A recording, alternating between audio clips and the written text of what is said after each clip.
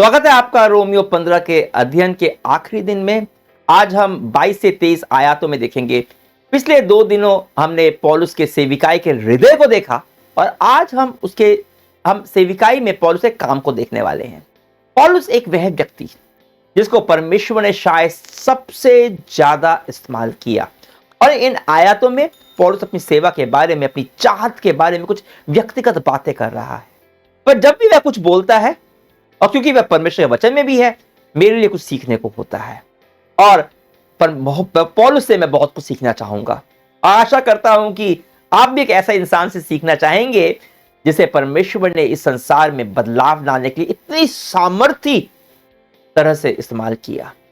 जब हम इन आयतों में पौलुस ने जो किया उसे देखते हैं तो हमें सेविकाई की वास्तविकताओं के बारे में बुद्धि मिलती है, समझ मिलती है। तो आज हम थोड़ा सा अलग करते हैं। मैं क्या करता हूं, ज्यादातर मैं एक साथ काफी सारा पढ़ लेता हूं, फिर एक बार मैं पूरा बोलता हूं। मैं थोड़ा थोड़ा करके पढ़ूंगा, आज थोड़ा थोड़ा करके एक आयत पढ़ूंगा और मुझे उसमें से सीखने को मिलता है वह मैं आपको बताऊंगा। तो शुरू करते हैं 22 आयत से। पौलुस कहता है, यही कारण है कि अब तक आप लोगों के यहां मेरे आगमन के बारे में बाधा पड़ी रही। अब जब मैं बाधा शब्द देखता हूं यहां पे तो मुझे समझ आता है कि सेविकाई में हमेशा वैसा नहीं होता जैसा कि हम चाहते हैं। पौलुस को भी बार बार बाधाओं का सामना करना पड़ा और उसने हार नहीं मानी। वह जानता था कि परमेश्वर की शायद कुछ अलग योजना है। आप भी हो सकता है सेवा करना चाहते हो या कुछ भी हो जो आप करना चाहते हैं, पर आपको बाधा का सामना करना पड़ा और आपने छोड़ दिया क्योंकि आपको लगा कि परमेश्वर आपको इस्तेमाल नहीं करना चाहते या फिर आपसे नाराज है। पर देखिए, पौलुस को भी रोज बाधाओं का सामना करना पड़ता था। तो उसने क्या किया? वह बाधा को लेकर बैठा नहीं रहा, उसने वह किया जो वह कर सकता था। हो सकता है बाहर जाकर किसी को सुसमाचार सुनाने में अभी आपको बाधा है, पर घर में आप लोगों के लिए प्रार्थना तो कर सकते हैं, तो वो कीजिए। कई बार बाधाएं परमेश्वर का मार्गदर्शन होती है। वे आपको कहीं जाने से रोकती हैं ताकि आप वहां जाएं जहां पे वह चाहता है कि आप जाएं। 23वीं आयत में वह आगे कहता है, अब तो इधर के प्रदेशों में मेरा कोई कार्य क्षेत्र नहीं रहा और मैं कई वर्षों से चाह रहा हूं कि मैं यहां पे रुकता हूं। पौलुस कह रहा है कि जब इन प्रदेशों में मेरे लिए कोई कार्य क्षेत्र नहीं रहा, मतलब कुछ करने के लिए बचा नहीं, तो मैं सोच रहा हूं अब आगे बढ़ूं। यह था पौलुस के काम करने का तरीका। बहुत इंपॉर्टेंट है, सुनिए ध्यान से। वह एक ही जगह पर, एक ही स्थान पर चिपका नहीं रहा।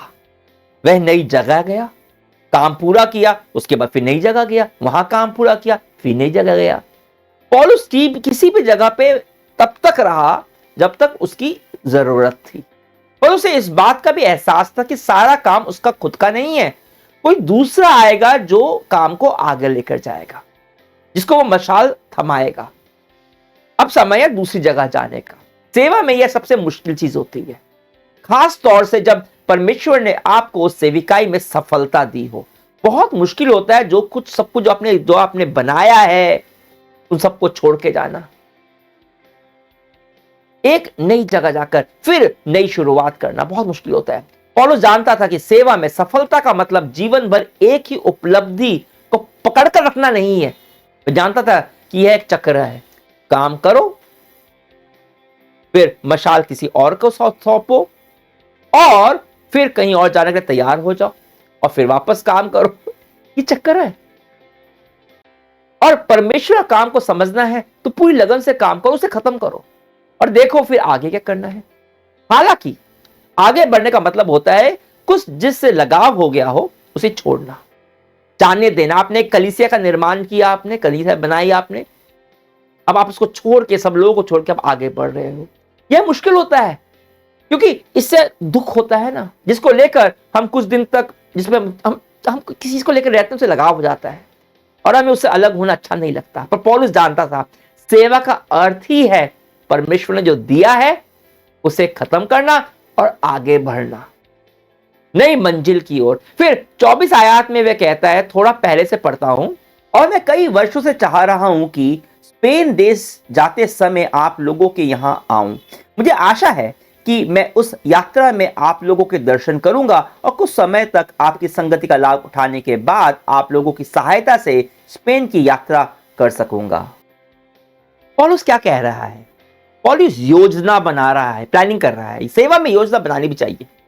नए नियम में ऐसा कहीं नहीं लिखा कि आप सेवा में कोई योजना ना बनाएं और जो सुबह उठे और जो मन करे आज करने का वो करें, नहीं। पौलुस के जीवन में यह नहीं दिखता। इन आयतों में रोमियो 15:23 से 25 में देखेंगे पौलुस 3 अलग अलग यात्राओं की योजना बना रहा है। अभी वह मकुदुनिया में है, जहां से पत्र लिख रहा है वो कोरिन्थ से। वहां से उसकी योजना है यरूशलेम जाने की, फिर यरूशलेम से रोम जाने की, उन लोगों से मिलने की जिसे यह पत्र लिख रहा है। उसके बाद वह रोम से स्पेन की यात्रा करना चाहता है। यह पूरी यात्रा ना कभी 3000 मील की है और उस समय पैदल होती थी यात्रा। तो अब सोचिए यह आसान नहीं था, बिना योजना के आप ये यात्रा कर ही नहीं सकते। तो सेवा में योजना बनाना बहुत जरूरी है। जब प्रार्थना के साथ आप योजना बनाते हो तो परमेश्वर उस योजना के माध्यम से काम करता है। फिर 25 से 27 आयत में वह कहता है, मैं अब संतों की सेवा में यरूशलेम जा रहा हूं क्योंकि मकिदुनिया और यूनान की कलीसियाओं ने यह शुभ संकल्प किया है कि वे सहभागिता के रूप में यरूशलेम के गरीब संतों के लिए कुछ सहायता भेजे। उनका यह संकल्प उचित ही है। वास्तव में वे यरूशलेम के संतों के ऋणी भी हैं, क्योंकि यदि गैर यहूदी लोग यहूदियों की आध्यात्मिक संपत्ति के भागी बने तो गैर यहूदियों को अपनी लौकिक संपत्ति से उनकी सार्वजनिक सेवा करनी चाहिए। यरूशलेम में उस समय अकाल की स्थिति थी और पौलुस वहां की कलीसिया के लिए सहायता जुटा रहा था और उसे देने के लिए वह यरूशलेम जाने वाला था। जो भी सहायता राशि उसने एकत्रित की थी मकुदुनिया में और यूनान में। यह भी सेवा का एक बहुत ही महत्वपूर्ण भाग है कि आप विश्वासियों की जो भौतिक जरूरतें हैं उनका भी ध्यान रखो, विशेषकर जब परिस्थिति विकट हो। दूसरी बात जो हमें यहां दिखती है कि मकुदुनिया और यूनान की कलीसियाओं ने यरूशलेम के विश्वासियों की सहायता करने का संकल्प किया। अगर हम दूसरे कुरिन्थियों में पढ़ेंगे तो समझ में आएगा कि यह संकल्प आसानी से नहीं आया। हर कोई देना नहीं चाहता था और पौलुस को इसके पीछे कुछ मेहनत करनी पड़ी। उन्हें ऐसा करने के लिए प्रोत्साहित करना पड़ा, पर अंत में उन्होंने संकल्प लिया और पौलुस इस संकल्प के बारे में बात कर रहा है। यह नहीं बता रहा कि इस संकल्प तक पहुंचने के लिए क्या संघर्ष करना पड़ा। पौलुस यहां सकारात्मक परिणाम पर ध्यान केंद्रित कर रहा है, उनके संघर्ष पर नहीं। हो सकता है कोई विश्वास में संघर्ष करता हो और आप उसे सिखाते हो, उसके लिए प्रार्थना करते हो, उसके साथ खड़े होते हो और उसके बाद क्या होता है, उसका विश्वास सुदृढ़ होता है और उसके बाद आप लोगों को बताते हो, देखो इसका विश्वास, ये बहुत बढ़िया विश्वासी है ये, और उसका विश्वास लोगों को प्रोत्साहन देगा। आप ये नहीं बताते कि उसने कितना संघर्ष किया। पौलुस चाहता था कि मकुदुनिया और यूनान के लोगों का जो संकल्प है वो रोमियो कलीसिया को भी प्रेरित करे। यहां उनके संघर्ष के बारे में बात करने की आवश्यकता नहीं थी। हाँ, कभी कभी जब हम संघर्ष के बारे में बात करके लोगों को प्रोत्साहित कर सकते हैं जब वो खुद संघर्ष कर रहे हैं, यह बताकर कि पहले ऐसा था तो अब देखो परमेश्वर ने ऐसा किया और ऐसा हो गया ना, बिफोर आफ्टर। पर सब कुछ बताने की जरूरत नहीं है। व्यक्ति जो आज है उसे देखिए, कल क्या था वह महत्वपूर्ण नहीं है हमेशा। तो आगे 28 आयत में वह कहता है, यह कार्य समाप्त कर, अर्थात यह दान विधिवत उनके हाथों में सौंपने के बाद मैं आप लोगों के यहां होकर स्पेन जाऊंगा। पौलुस यह याद दिला रहा है कि सेवा में पहले एक काम खत्म करो फिर दूसरे को पकड़ो। अब यह सुनने में आसान लगता है पर अक्सर हम इसकी अवहेलना करते हैं। हम कुछ कर रहे होते हैं और हमें अचानक से दूसरी जगह से बुलावा आता है जो हमें ज्यादा इंटरेस्टिंग लगता है। हम क्या करते हैं, हम जो कर रहे हैं उसे छोड़कर बीच में दूसरा करने लगते हैं।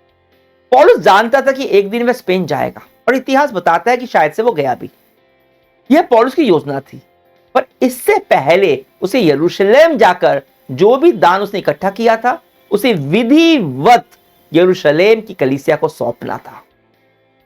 मैं होता तो शायद से दान को कहता या किसी और को कहता, जाओ तुम जाकर उसको जाकर वहां भिजवा, उसको भिजवा देता मैं किसी और के माध्यम से और उसके बाद मैं स्पेन को निकल जाता। पर पौलुस अपने दायित्व को पूरा करना चाहता था।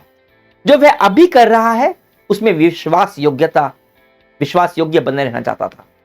कई बार परमेश्वर हमें अग्रिम ही पहले से ही किसी काम या जगह के लिए बुला लेते हैं। पर हम पहले जो कर रहे हैं, परमेश्वर चाहता है जो हम अभी कर रहे हैं उसे हम खत्म करें, और फिर हमें पता है कि उसके बाद हमें क्या करना है। पहले जो कर रहे हैं उसे एक मुकाम तक लेकर जाओ, उसके बाद अगला। पौलुस 29 आयत में कहता है, मुझे विश्वास है कि जब मैं आपके यहां आऊंगा तो मसीह का परिपूर्ण आशीर्वाद लिए आऊंगा। यह मसीह का परिपूर्ण आशीर्वाद, यह पौलुस की सेवा में उसके काम के बारे में बहुत कुछ बताता है। यह एक मनोभाव है जो सेवा के अंदर अंतर पैदा करता है। देखिए, आप अपने आत्मविश्वास के साथ खुद की काबिलियत पर भरोसा करते हुए भी सेवा कर सकते हो, पर मुझे नहीं पता किस हद तक आपकी सेवा से लोगों को आशीष मिलेगा, क्या परिणाम निकलेंगे उसके। पर मैं जब लोगों के लिए मसीह का परिपूर्ण आशीर्वाद लेकर जाता हूं तब अलग ही बात होती है। क्या होता है ये परिपूर्ण आशीर्वाद? वो है पवित्र आत्मा। पवित्र आत्मा, पवित्र शास्त्र, बाइबल हमें सिखाता है कि मसीह का परिपूर्ण आशीर्वाद हर विश्वासी के लिए होता है। हर विश्वासी के लिए पवित्र आत्मा होता है। तो आप पवित्र आत्मा की अगुवाई में जाते हो, आप पवित्र आत्मा को उसका काम कर देते हो, आप सेवा में पवित्र आत्मा पर भरोसा करते हो, अपने ऊपर नहीं। और फिर अंत में 30 से 23 आयत में हमें दिखाई देता है कि पौलुस की सेविकाई टिकी हुई थी प्रार्थना पर।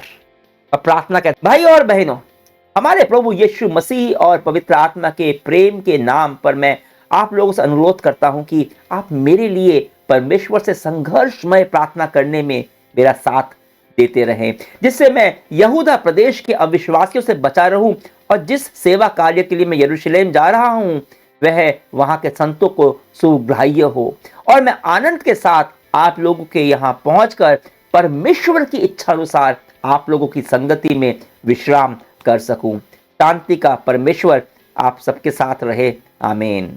यहां मैं ध्यान दिलाना चाहूंगा 32 आयत पर, परमेश्वर की इच्छा अनुसार।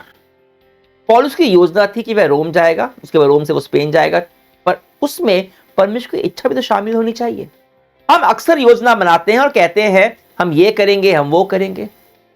याकूब की पत्री, जिसका अध्ययन हम रोमियो के बाद करने वाले हैं, अगला उसी का अध्ययन होगा, मैं बता दिया आपको। उसमें लिखा है याकूब की पत्री के अंदर कि तुम नहीं जानते कि कल तुम्हारा क्या हाल होगा। तो तुम लोगों को यह कहना चाहिए, यदि प्रभु की इच्छा हुई तो हम जीवित रहेंगे और यह करेंगे या फिर वो काम करेंगे। बाइबल से हमें परमेश्वर की सामान्य इच्छा तो मिलती है कि लोग उद्धार पाएं और सनातन तो उसकी उपासना करें, पर परमेश्वर विश्वासियों के जीवन की छोटी छोटी बातों के अंदर भी शामिल होना चाहता है। हम कहां रहेंगे, हम क्या काम करेंगे, हम किससे शादी करेंगे, यह बाइबल हमें नहीं बताती। पर क्या इन बातों में भी हम नहीं चाहेंगे कि परमेश्वर की इच्छा पूरी हो? और इसलिए विश्वास और नम्रता के साथ योजना भी बनाए और फिर योजना को परमेश्वर के आगे रख दे। परमेश्वर, तेरी इच्छा अनुसार, मेरी नहीं, तेरी इच्छा। आइए पौलुस की तरह हम भी प्रार्थना करें परमेश्वर की इच्छा के लिए।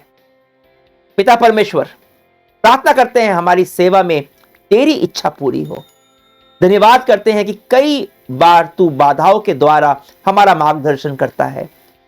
हम जो भी योजना बनाते हैं उसमें पवित्र आत्मा हमारे साथ हो। सारी योजना को तेरे हाथों में सौंपते हैं।